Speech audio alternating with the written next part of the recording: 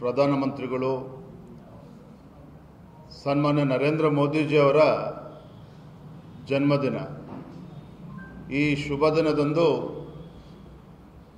ರಾಜ್ಯದ ಎಲ್ಲ ಭಾರತೀಯ ಜನತಾ ಪಾರ್ಟಿಯ ಕಾರ್ಯಕರ್ತರ ಪರವಾಗಿ, ನಾಡಿನ ಸಮಗ್ರ ಜನತೆಯ ಪರವಾಗಿ ಪ್ರಧಾನಮಂತ್ರಿ ನರೇಂದ್ರ ಮೋದಿಜಿಯವರಿಗೆ ಜನ್ಮದಿನದ ಹೃತ್ಪೂರ್ವಕ ಶುಭಾಶಯಗಳನ್ನು ಈ ಸಂದರ್ಭದಲ್ಲಿ ಕೋರ್ತಾ ಇದ್ದೇನೆ. ಭಾರತದ ಸಮರ್ಪಿತ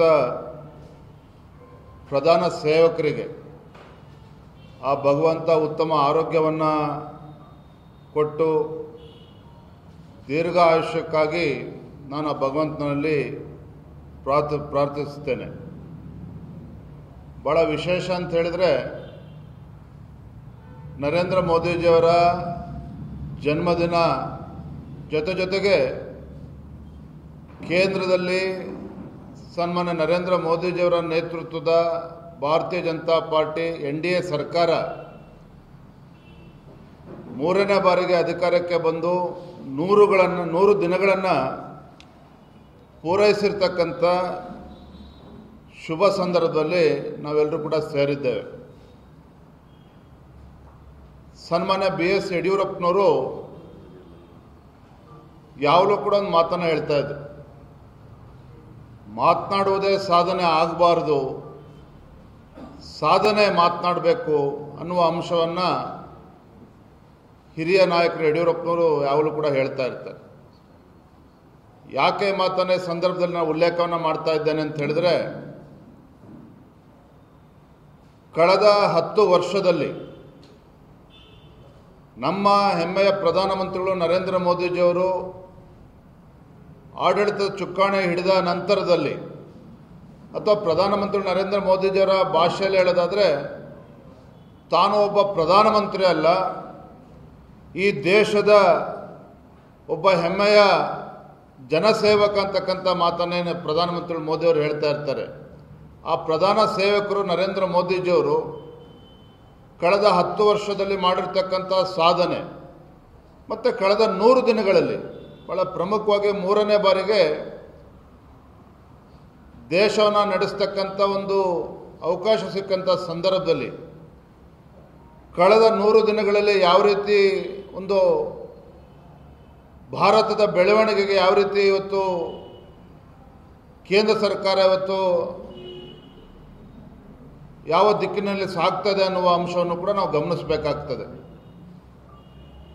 ಕಳೆದ ಲೋಕಸಭಾ ಚುನಾವಣೆ ಸಂದರ್ಭದಲ್ಲಿ ಸಾಕಷ್ಟು ಬಾರಿ ತಾವುಗಳು ಕೇಳಿದ್ದೀರಿ, ಭಾರತವನ್ನು ವಿಕಸಿತ ಭಾರತವನ್ನಾಗಿ ಪರಿವರ್ತನೆ ಮಾಡಬೇಕು ಅನ್ನುವ ಒಂದು ಕೈಂಕರ್ಯವನ್ನು ನರೇಂದ್ರ ಮೋದಿಜಿಯವರು ತೊಟ್ಟಿದ್ದಾರೆ ಅನ್ನುವ ಮಾತನ್ನು ನಾವು ಹೇಳಿದ್ದೇವೆ. ಅರ್ಥಾತ್ 2047ನೇ ಇಸ್ವಿಗೆ ಭಾರತವನ್ನು ಅಭಿವೃದ್ಧಿ ಹೊಂದಿರತಕ್ಕಂಥ ಒಂದು ದೇಶವನ್ನಾಗಿ ಪರಿವರ್ತನೆ ಮಾಡಬೇಕು ಅನ್ನುವ ಒಂದು ಆಶಯದೊಂದಿಗೆ ನರೇಂದ್ರ ಮೋದಿಜಿಯವರು ಇವತ್ತು ದಾಪುಗಾಲನ್ನು ಹಾಕ್ತಾ ಇರ್ತಕ್ಕಂಥದ್ದು. ವಿಶ್ವಮಟ್ಟದಲ್ಲಿ ಇವತ್ತು ಭಾರತದ ಒಂದು ಪ್ರತಿಷ್ಠೆ ಯಾವ ರೀತಿ ಎತ್ತರಕ್ಕೆ ಬೆಳೆದಿದೆ ಅನ್ನುವ ಅಂಶ ತಾವೆಲ್ಲರೂ ಕೂಡ ಗಮನಿಸ್ತಾ ಇದ್ದೀರಿ.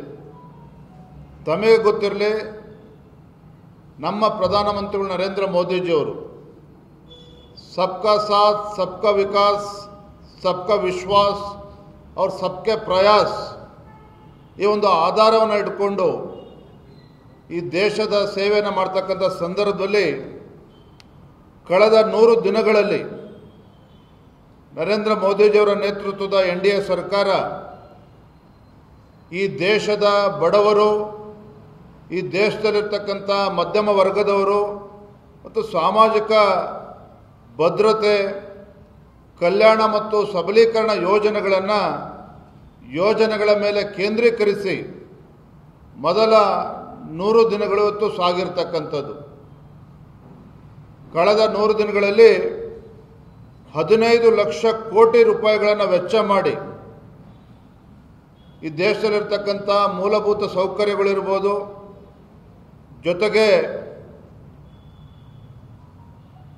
ಎಲ್ಲ ನಾಗರಿಕರಿಗೆ ಒಂದು ದೀರ್ಘಾವಧಿಯ ಒಂದು ಅಭಿವೃದ್ಧಿ ಕೆಲಸ ಕಾರ್ಯಗಳನ್ನು ತಲುಪಿಸ್ತಕ್ಕಂಥ ನಿಟ್ಟಿನಲ್ಲಿ ನರೇಂದ್ರ ಮೋದಿಜಿಯವರ ನೇತೃತ್ವ ಸರ್ಕಾರ ಇವತ್ತು ದಾಪುಗಾಲು ಹಾಕ್ತಾ ಇರ್ತಕ್ಕಂಥದ್ದು. 7 ಅಂಶಗಳನ್ನು ನಮ್ಮ ಕೇಂದ್ರ ಸರ್ಕಾರ ಇವತ್ತು ಒತ್ತನ್ನು ನೀಡ್ತಾ ಇರ್ತಕ್ಕಂಥದ್ದು.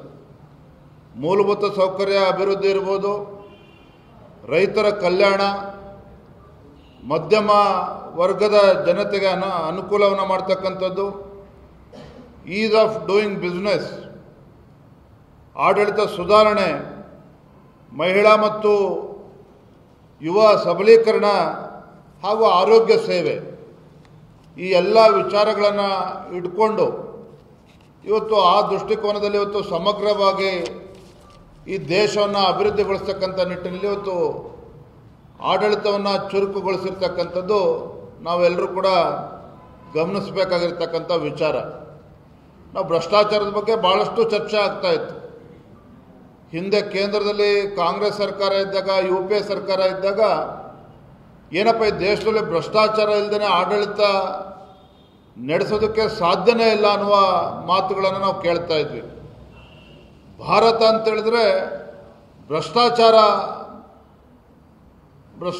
ಇಲ್ಲದೇ ಯಾರೂ ಕೂಡ ಏನು ಮಾತಾಡ್ತಾ ಇರಲಿಲ್ಲ.